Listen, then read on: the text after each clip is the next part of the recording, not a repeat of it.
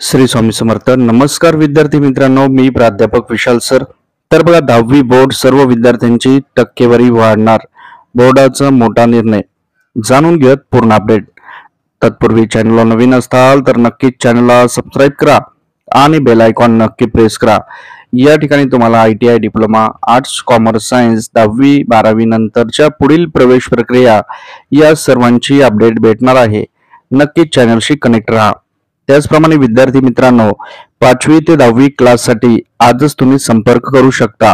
या दिलेल्या नंबरवर तुम्ही संपर्क करा. वर्षभर त्या विद्यार्थ्याला ट्रेन केलं जाईल आणि तो विद्यार्थी सर्व गुण संपन्न होईल. तर नक्कीच आपल्या आजूबाजूला, शेजारी पाजारी, आपल्या घरातील भाऊ बहीण, आपले नातेवाईक कोणी असतील 5वी ते 10वी क्लाससाठी, तुम्ही आजच संपर्क करू शकता. तर बघूयात की आपण 10वीच्या विद्यार्थ्यांची टक्केवारी ही कशी वाढणार आहे. तर बघा विद्यार्थी मित्रांनो, 10वीच्या बोर्डाच्या निकालात विद्यार्थ्यांची टक्केवारी कशी वाढणार आहे हे तुम्हाला मी व्यवस्थित समजावून सांगणार आहे. तर बघता बघता 1 सेकंड लागतो. लाईक करा. भरपूर विद्यार्थ्यांनी लाईक केलेले, धन्यवाद. आणि व्हिडिओ शेवटपर्यंत नक्की बघा. या ठिकाणी मी तुम्हाला 2 निकाल दाखवणार आहे. या 2 निकालांमध्ये काय फरक येतो, त्याचप्रमाणे तुम्ही तुमची टक्केवारी कशी काढू शकता याचा अंदाज देखील मी तुम्हाला सांगणार आहे. तर बघा, या ठिकाणी मी 2 निकाल घेतलेले आहेत. सर्वप्रथम हा निकाल बघूयात आपण. समजा एखाद्या विद्यार्थ्याला मराठीमध्ये 75, हिंदीमध्ये 78, इंग्रजीमध्ये 48, गणितात 80 गुण मिळालेले आहेत. त्याचप्रमाणे त्याला विज्ञानमध्ये 73, सामाजिक शास्त्रामध्ये 90 असे एकूण त्याची 6 विषयांची सरासरी ही 444 झालेली आहे. जर आपण त्याची टक्केवारी काढली तर 444 गुणिले 100 आणि भागिले 6 असे एकूण त्याला 74% गुण मिळत आहेत. परंतु आता हीच बोर्डाचा एक नवीन नियम आहे, तो तुम्हाला माहितीच असेल, बेस्ट ऑफ 5. या नियमामध्ये आपण जर ही टक्केवारी बसवली, या विषयांचे मार्क बसवले, तर कशा प्रकारे त्या मुलाची टक्केवारी वाढेल हे तुम्हाला मी सांगणार आहे. आई तुळजाभवानी, स्वामी चरणी, ईश्वर नारायण शंकर चरणी, गणपती चरणी माझी हीच प्रार्थना आहे. व्हिडिओला बघून चॅनलला सबस्क्राईब, व्हिडिओ लाईक करणाऱ्या प्रत्येक विद्यार्थी 10वीच्या बोर्डाच्या परीक्षेत चांगल्या मार्काने पास व्हावं हीच स्वामी चरणी प्रार्थना आहे. नक्की लाईक आणि चॅनलला सबस्क्राईब करा. तर बघा, आता हीच टक्केवारी आपण बेस्ट ऑफ 5 प्रमाणे बघूयात की त्या विद्यार्थ्याचे किती टक्के वाढतात आणि त्याचप्रमाणे तुमचा देखील निकाल तुम्ही कसं काढू शकता याची माहिती घेऊयात. समजा आता तेच मार्क आहेत सर्व. मराठीत 75, हिंदीत 78, इंग्रजीत 48, गणितात 80, त्यानंतर विज्ञानमध्ये 73, सामाजिक शास्त्रामध्ये 90 असे एकूण त्याचे टोटल हे 396 झालेले आहे.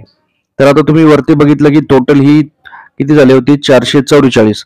या निकालामध्ये हा फरक आलेला आहे की इथे फक्त 5 विषयांची बेरीज केलेली आहे, कारण बेस्ट ऑफ 5 नियमामुळे तुमची टक्केवारी वाढणार.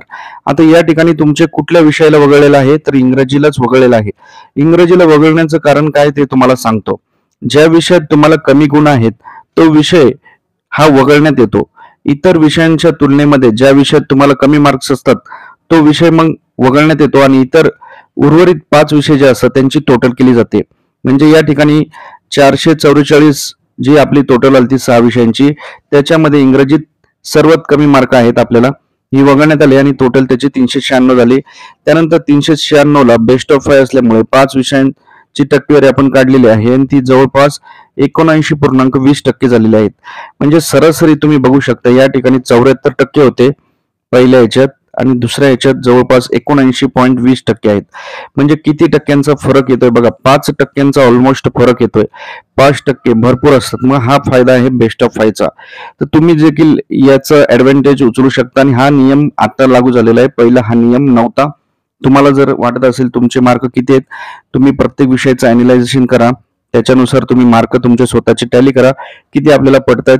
ती सर्व टोटल आल्यानंतर तुम्ही 10-20 मार्क आणखी मायनस करून बेस्ट ऑफ 5 अंदाज लावा. तुम्हाला एखादा विषय जरी अवघड गेला असेल तरी काळजी करू नका, तो बेस्ट ऑफ 5 मध्ये बाहेर पडतो.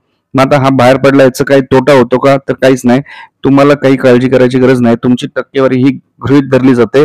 बेस्ट ऑफ 5चा हाच फायदा आहे की तुम्हाला टक्केवारी वाढतात आणि मग आपल्याला याचा पुढे ऍडमिशन प्रोसेसमध्ये भरपूर फायदा होतो.